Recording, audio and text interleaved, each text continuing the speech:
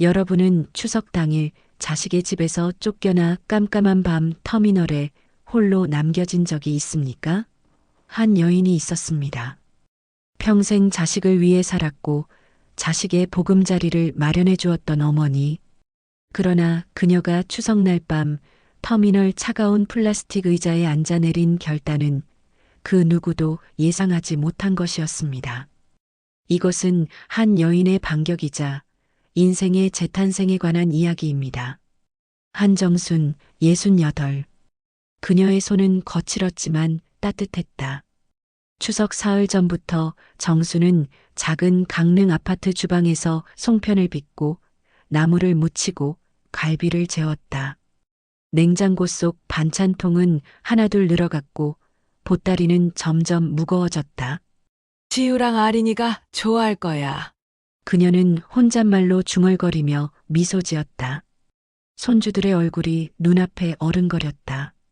작년 추석에도 재작년 추석에도 그녀는 이렇게 준비했다.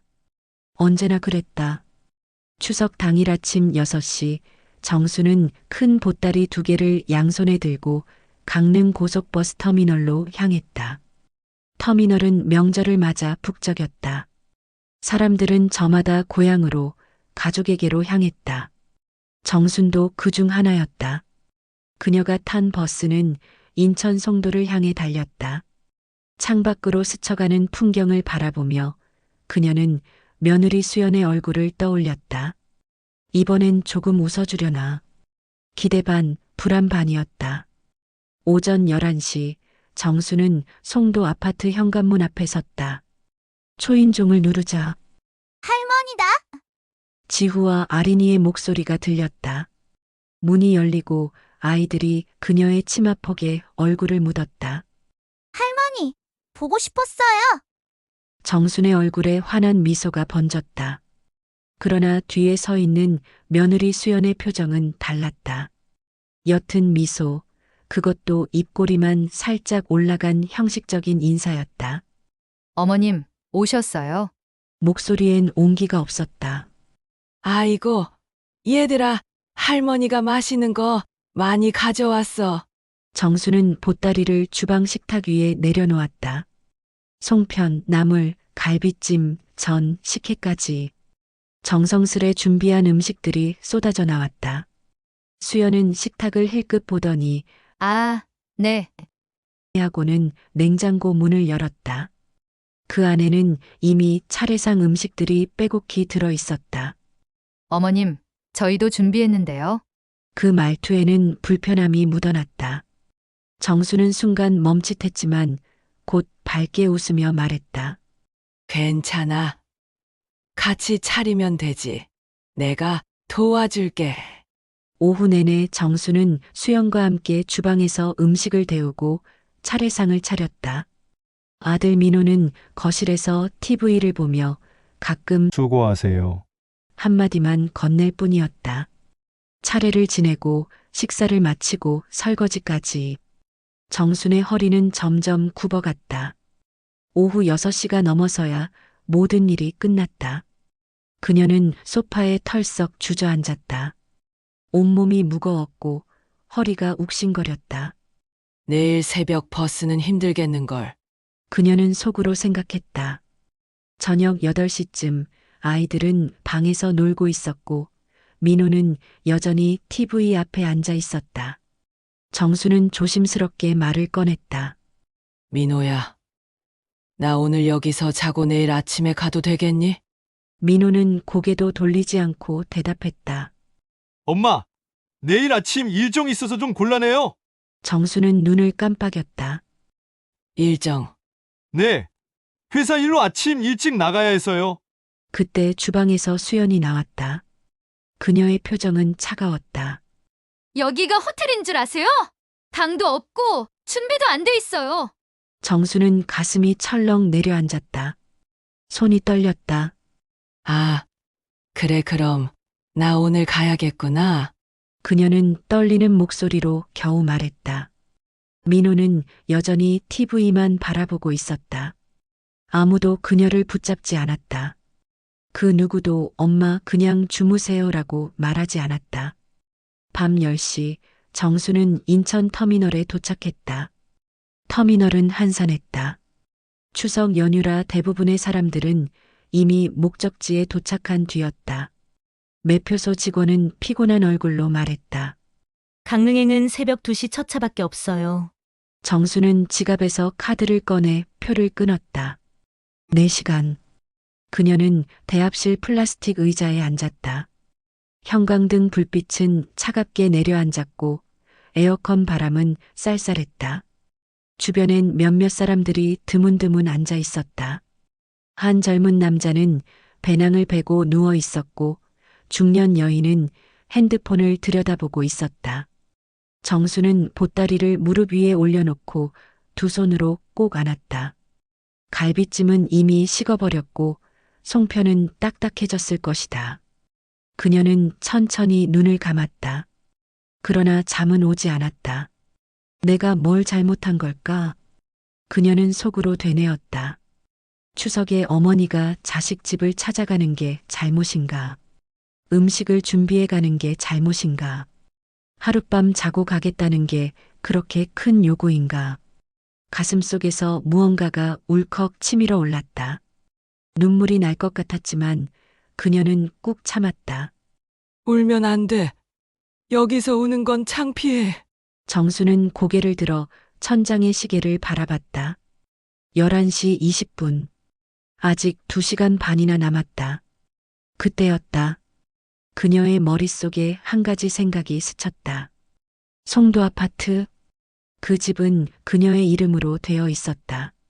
15년 전 그녀가 강릉의 전세집을 팔아 아들에게 사준 집이었다. 당시 민호는 결혼을 앞두고 있었고 정수는 아들의 신혼집을 마련해주고 싶었다.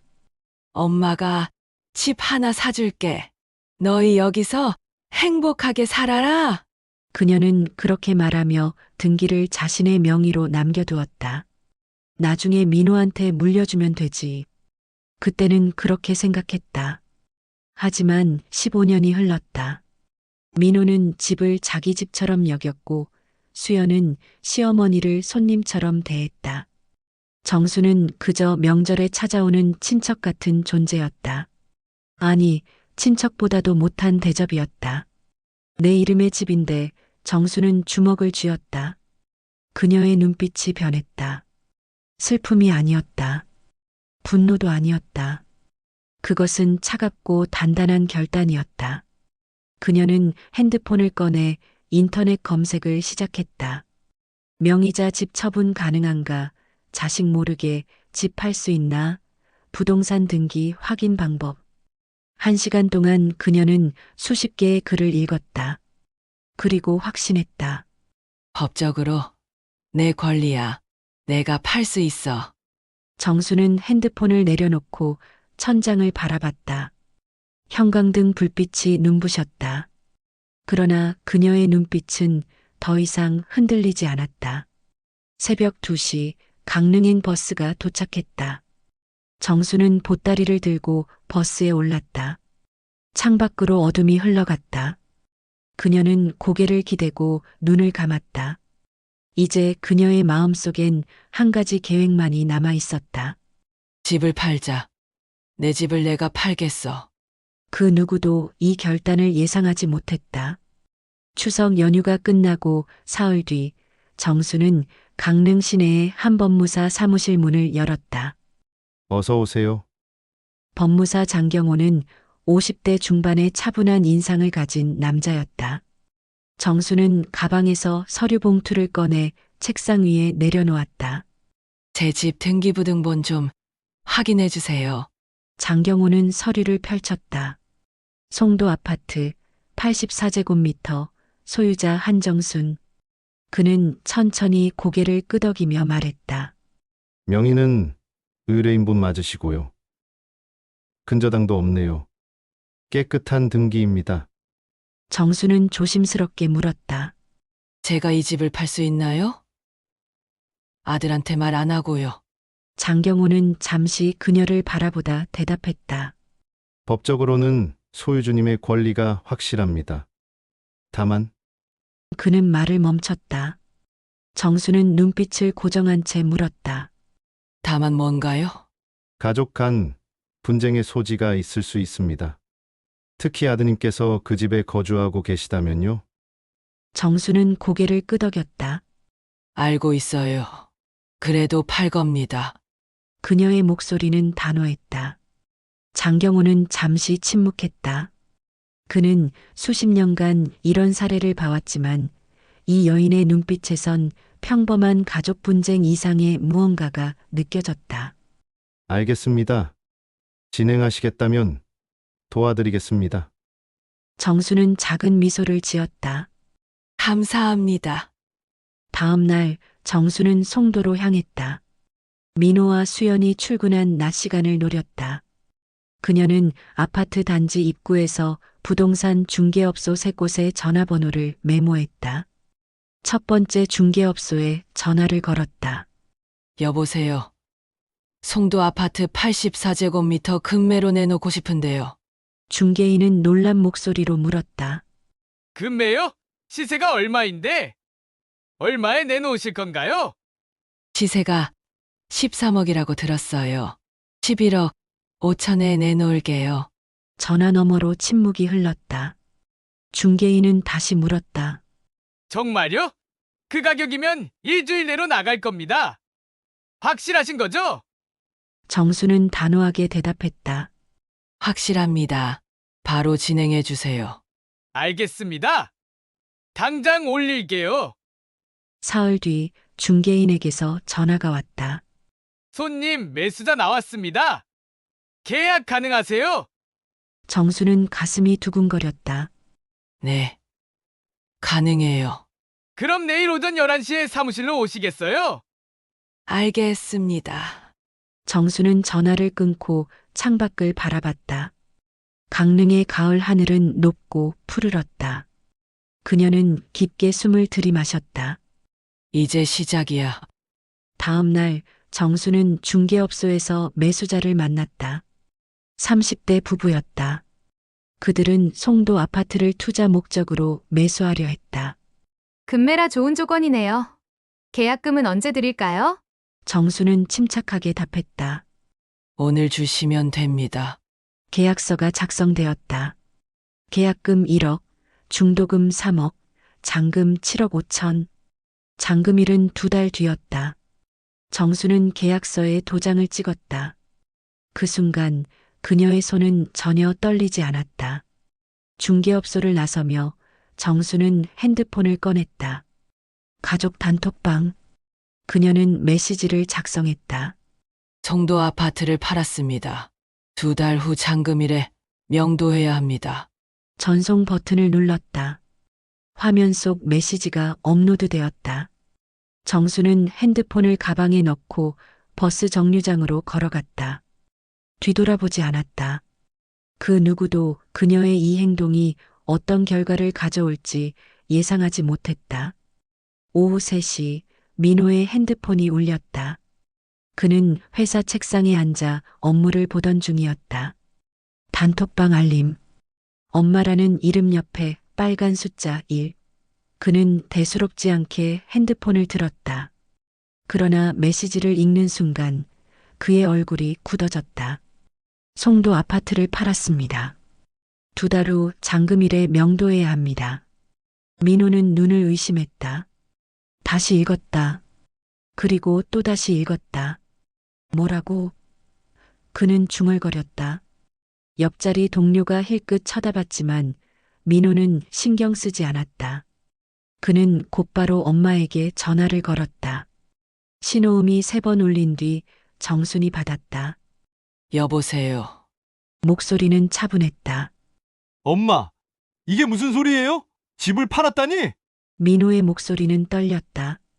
분노와 당황이 뒤섞인 목소리였다. 그대로야. 집을 팔았어. 정수는 담담하게 대답했다. 엄마, 우리 여기서 살고 있잖아요. 이게 무슨 짓이에요? 민호는 소리쳤다. 주변 동료들이 그를 쳐다봤지만 그는 신경 쓸 여유가 없었다. 정수는 한숨을 쉬고 말했다. 민호야. 그 집은 내 명의야. 내 집이니까 내가 처분하는 거야. 법적으로 아무 문제 없어. 법적으로 문제 없다고요? 엄마, 이건 말이 안 돼요. 민호는 목소리를 높였다. 지금 장난하시는 거예요? 정수는 조용히 대답했다. 장난 아니야. 이미 계약했고 계약금도 받았어. 2달 안에 나가야 해. 민호는 말문이 막혔다. 그는 핸드폰을 쥔 손이 부들부들 떨렸다. 엄마는 지금 우리 길거리에 내쫓는 거예요? 정수는 잠시 침묵했다. 그리고 차갑게 말했다. 추석날 밤날 터미널에 내쫓을 때는 생각 안 했지? 민호는 할 말을 잃었다. 정수는 이어 말했다. 나도 이제 내 삶 살 거야. 너희도 알아서 해. 통화는 그렇게 끊어졌다. 민호는 멍하니 핸드폰을 바라봤다. 그의 머릿속은 하얗게 비어 있었다. 저녁, 민호는 집에 돌아와 수연에게 모든 걸 말했다. 수연의 얼굴은 창백해졌다. 그럼 우리 어떡해요? 여기서 쫓겨나라고요? 민호는 고개를 감싸쥐었다. 내가 엄마한테 다시 말해볼게. 뭔가 방법이 있을 거야. 그러나 그는 속으로 알고 있었다. 어머니의 목소리엔 돌이킬 수 없는 단호함이 담겨 있었다. 다음 날부터 민호는 정순에게 수십 통의 전화를 걸었다. 정순은 처음 몇 통은 받았지만 이내 전화를 받지 않았다. 문자 메시지도 마찬가지였다. 엄마, 제발 다시 생각해 주세요. 엄마, 우리 가족이잖아요. 엄마, 아이들은 어쩌고요? 그러나 정수는 답장하지 않았다. 단톡방도 조용해졌다. 일주일 뒤 민호는 법무사를 찾아갔다. 제 엄마가 제 동의 없이 집을 팔았는데 막을 방법이 없나요? 법무사는 등기부등본을 확인하고는 고개를 저었다. 명의가 어머님으로 되어 있다면 법적으로 문제가 없습니다. 아드님께선 소유권이 없으시니까요. 민호는 절망했다. 그럼 우린 정말 나가야 한다는 거예요? 법무사는 안타까운 표정으로 고개를 끄덕였다. 그날 밤 민호는 술을 마셨다. 집으로 돌아온 그는 거실 소파에 앉아 천장을 바라봤다. 수연은 방에서 울고 있었고 아이들은 이상한 분위기를 눈치채고 조용히 있었다. 민호는 중얼거렸다. 내가 뭘 잘못한 거지? 그러나 그는 이미 알고 있었다. 추석날 밤 어머니를 내쫓았던 그 순간이 모든 걸 바꿔버렸다는 것을. 소식은 빠르게 퍼졌다. 민호의 동생 태준과 나영도 단톡방에 메시지를 봤다. 태준은 곧바로 엄마에게 전화를 걸었다. 엄마, 무슨 일이야? 형이 난리인데. 정수는 차분하게 설명했다. 태준아, 엄마가 더 이상 참을 수 없었어. 추석날 밤에 나한테 그렇게 할 수는 없는 거야. 태준은 침묵했다. 그는 형수 수연의 차가운 태도를 익히 알고 있었다. 엄마, 형이 잘못했어. 나도 알아. 그런데 이렇게까지 해야 했어. 태준은 조심스럽게 물었다. 정수는 한숨을 쉬었다. 태준아, 그 집은 내가 내 전세금으로 산 거야. 15년 동안 내 명의였어. 그런데 나는 그 집에서 손님 취급받았어. 추석날 자고 가겠다는데 거절당했어. 그게 말이 되니? 태준은 대답할 수 없었다. 나영은 엄마 편을 들었다. 그녀는 단톡방에 메시지를 남겼다. 오빠가 너무했어. 엄마가 얼마나 서운했을지 생각해봐. 민호는 답장했다. 나영아, 너도 이게 맞다고 생각해? 우리 가족을 길거리에 내쫓는 게? 나영은 단호하게 답했다. 오빠가 먼저 엄마를 터미널에 내쫓았잖아. 그 차가운 밤에. 단톡방은 논쟁으로 가득 찼다. 민호와 나영, 태준 사이에서 메시지가 오갔다. 그러나 정수는 더 이상 단톡방에 참여하지 않았다. 그녀는 조용히 자신의 계획을 진행했다. 강릉 외곽의 전원주택을 알아보기 시작했다. 마당이 넓고 햇볕이 잘 들고 조용한 곳. 그녀가 평생 꿈꿔왔던 공간이었다. 민호는 점점 초조해졌다. 한 달이 지나고 장금일이 한 달 앞으로 다가왔다. 그는 새 집을 알아봤지만 전세금을 마련할 여유가 없었다. 송도 아파트에서 받을 돈이 있었지만 그건 어머니의 몫이었다. 그는 수연과 매일 다퉜다. 당신 엄마가 이럴 줄 알았어? 이게 정상이야?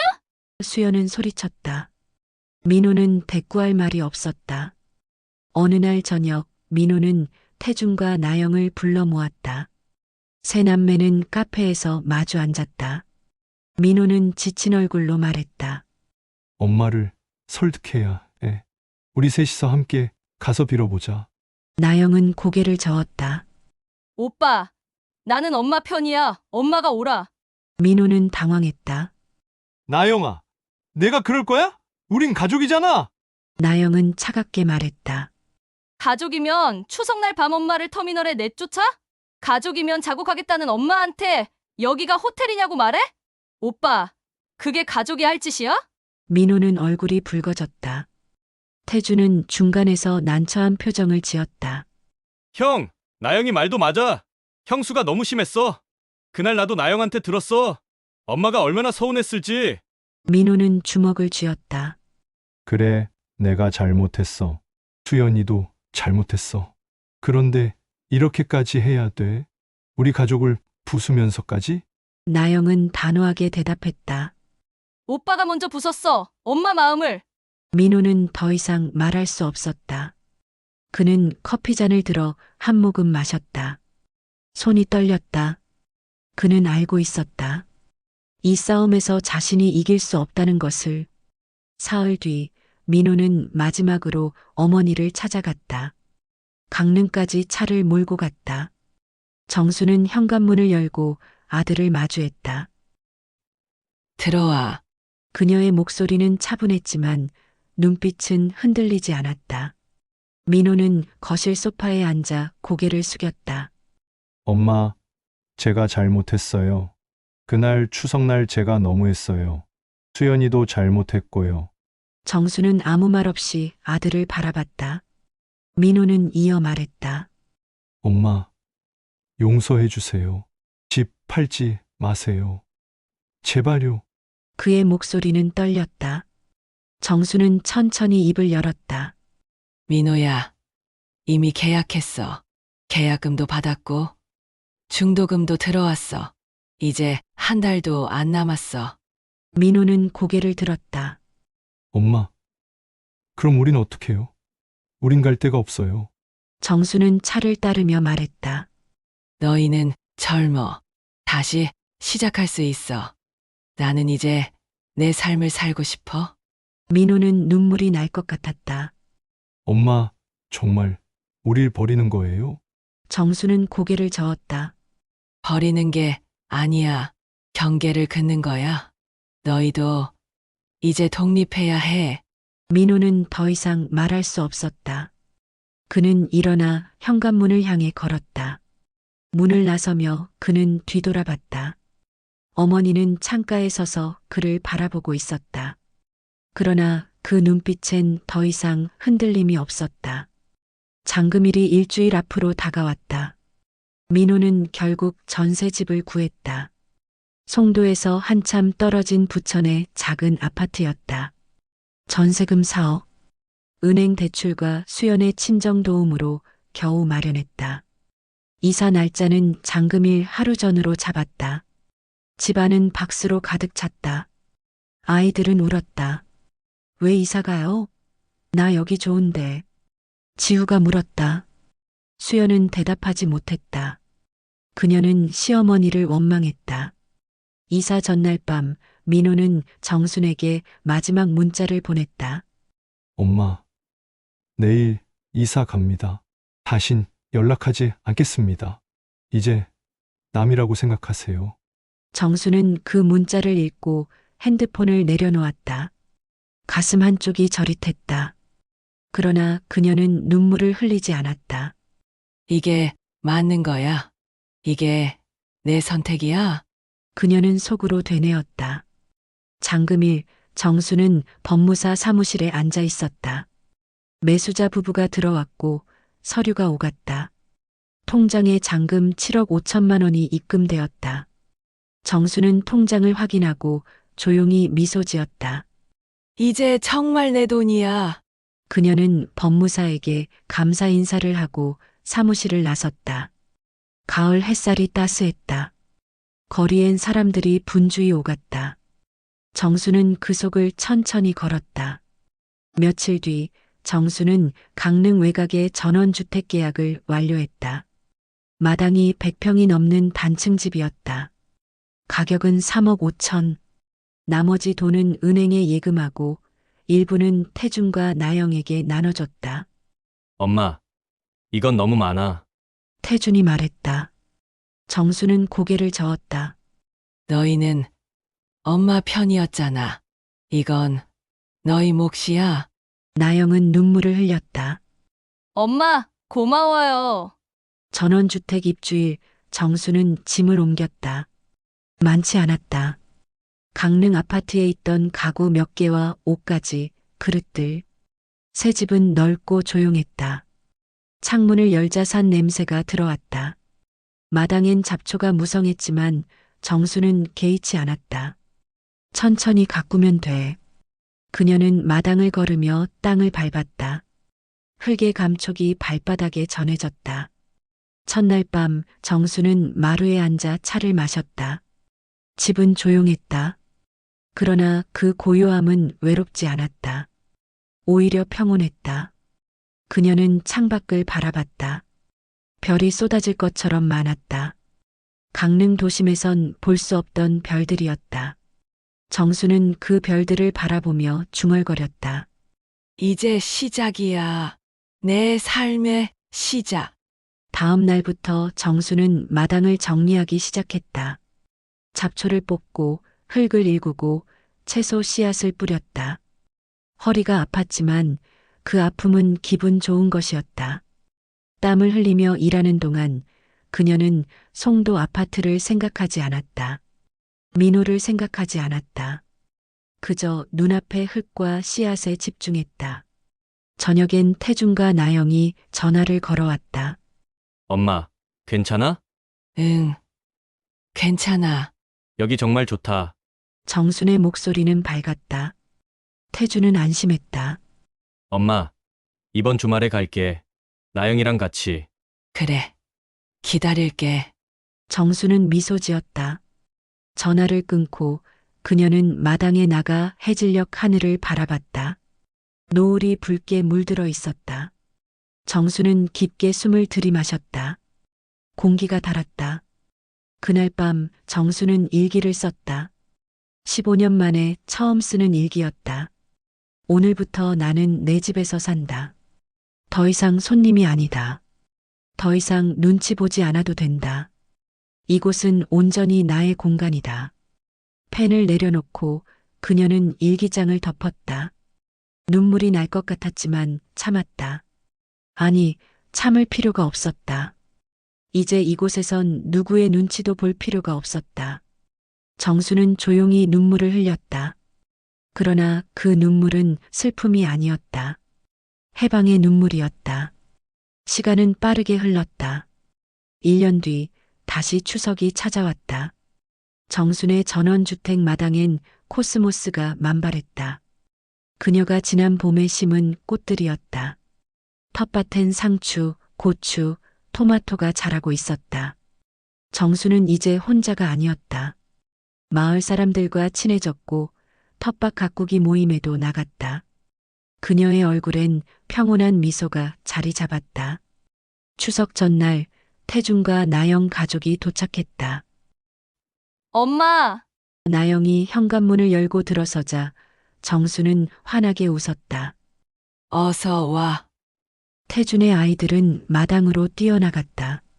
와, 할머니 집 엄청 넓다. 아이들의 웃음소리가 마당에 울려 퍼졌다. 정수는 그 소리를 들으며 행복했다. 저녁 온 가족이 마당에 모여 식사를 했다. 정순이 손수 기른 채소로 만든 음식들이 상에 올랐다. 엄마, 이거 다 여기서 키운 거예요? 나영이 물었다. 응. 다 우리 텃밭에서 나온 거야. 정수는 자랑스럽게 대답했다. 태주는 고추를 한 입 베어 물고 말했다. 엄마, 진짜 맛있어요. 여기 오길 잘하셨어. 식사 후 정순과 나영은 마루에 앉아 차를 마셨다. 나영은 조심스럽게 물었다. 엄마, 오빠 생각은 안 나요? 정수는 잠시 침묵했다. 그리고 차분하게 대답했다. 가끔 생각나지. 그래도 후회는 안 해. 내가 아니었으면 난 평생 눈치만 보고 살았을 거야. 나영은 고개를 끄덕였다. 엄마가 옳았어요. 오빠도 이젠 알 거예요. 밤 아이들은 마당에서 별을 보며 놀았다.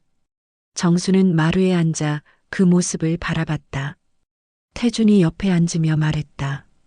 엄마, 형한테서 연락 왔어요. 제가 사진 하나 보냈거든요. 여기 마당 사진. 정수는 고개를 돌렸다. 민호가 뭐래? 아무 말 없었어요. 그냥 읽은 표시만 떴어요. 정수는 하늘을 바라봤다. 별이 쏟아질 것 같았다. 그녀는 중얼거렸다. 민호도 언젠간 이해하겠지. 지금은 아니어도. 태주는 어머니의 손을 잡았다. 엄마, 행복하시죠? 정수는 미소 지었다. 응. 정말 행복해. 그 말은 진심이었다. 다음 날 아침 추석 차례를 지냈다.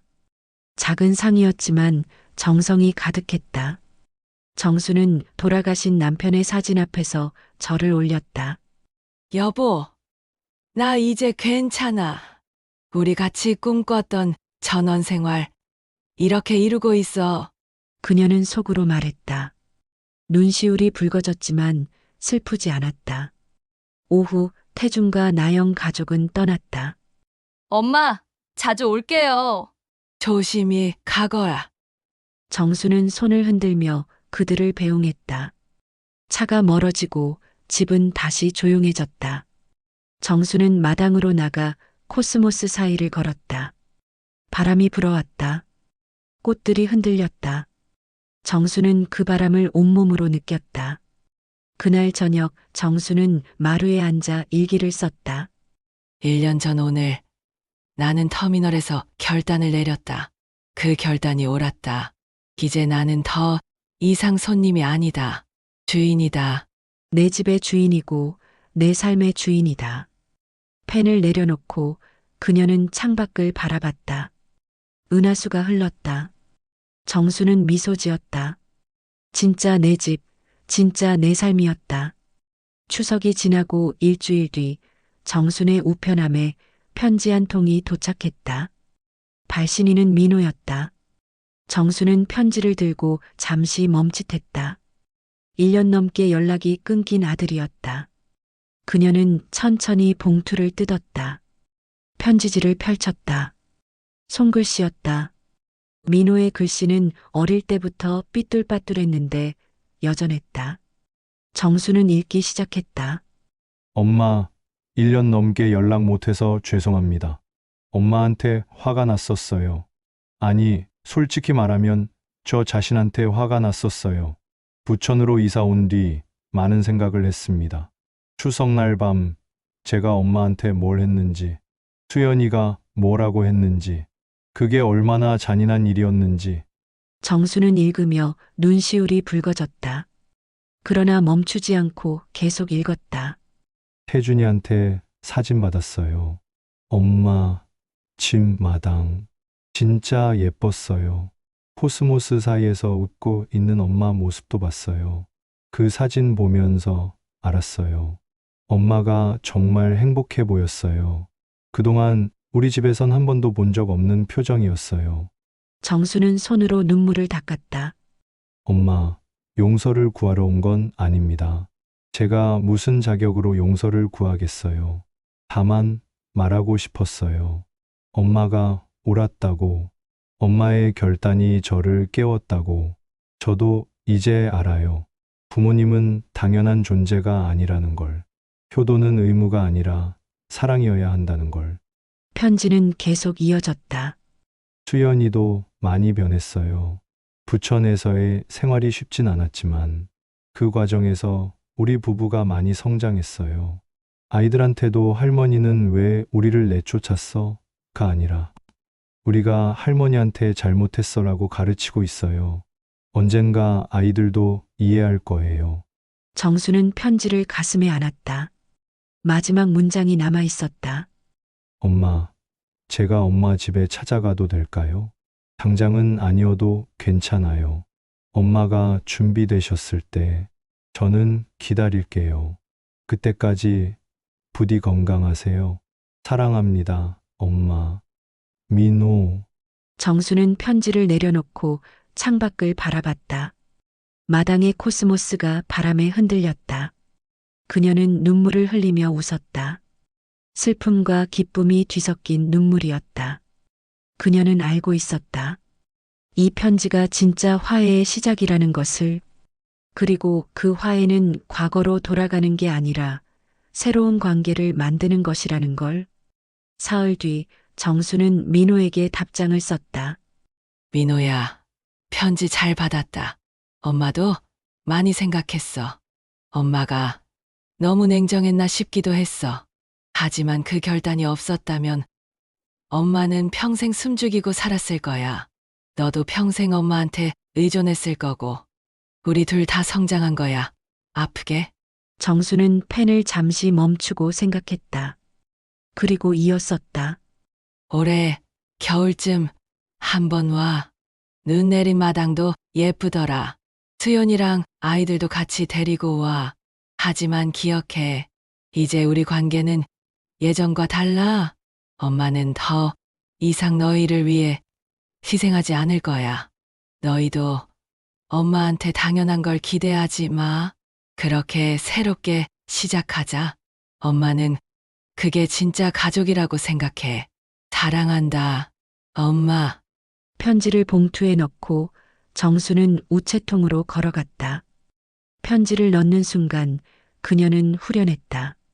모든 게 끝난 게 아니었다. 모든 게 새로 시작되는 순간이었다. 그날 밤 정수는 마루에 앉아 차를 마셨다. 창밖엔 첫눈이 내렸다. 가볍고 작은 눈송이들이 마당을 덮어갔다. 정수는 그 눈을 바라보며 중얼거렸다. 이제 진짜 내 집, 내 삶이야. 하늘 아래서 하얀 눈 위에서 그녀는 더 이상 손님이 아닌 주인이 되어 평온한 미소를 지었다. 민호와의 관계가 완전히 회복될지는 알 수 없었다. 어쩌면 평생 조심스러운 거리를 유지할지도 몰랐다. 하지만 정수는 괜찮았다. 중요한 건 그녀가 자신의 삶을 되찾았다는 것. 더 이상 누구의 눈치도 보지 않는다는 것. 그리고 진짜 사랑은 희생이 아니라 존중에서 시작된다는 걸 깨달았다는 것. 정수는 차를 한 모금 마시며 생각했다. 1년 전 그 터미널의 밤이 없었다면 지금의 나는 없었을 거야. 그 추석날 밤 차가운 플라스틱 의자에 앉아 내린 결단. 그것이 그녀 인생의 전환점이었다. 그리고 그 결단을 후회하지 않았다. 단 한 번도. 눈은 계속 내렸다. 마당은 점점 하얗게 변해갔다. 정수는 그 풍경을 바라보며 미소 지었다. 내일이면 마당에 나가 눈사람을 만들 것이다. 혼자서. 그리고 그 혼자가 외롭지 않을 것이다. 왜냐하면 이제 그녀는 진짜 자신의 주인이었으니까. 여러분, 한정순 할머니의 이야기 어떻게 들으셨나요? 추석날 밤 터미널에서 내린 그 결단. 여러분이라면 어떤 선택을 하셨을까요? 가족이라는 이름으로 당연하게 여겨지는 것들. 부모의 희생, 자식의 효도. 하지만 진짜 가족은 서로를 존중하고 경계를 인정하며 각자의 삶을 응원하는 관계가 아닐까요? 댓글로 여러분의 생각을 들려주세요. 나라면 집을 팔았을까? 아니면 참았을까? 민호의 사과를 받아들여야 할까? 거리를 유지해야 할까? 여러분의 이야기가 궁금합니다. 그리고 부모님께 오랜만에 안부 전화 한 통 드려보시는 건 어떨까요? 당연한 존재는 없으니까요. 구독과 좋아요, 알림 설정도 부탁드립니다. 다음에도 더 감동적인 이야기로 찾아뵙겠습니다. 감사합니다.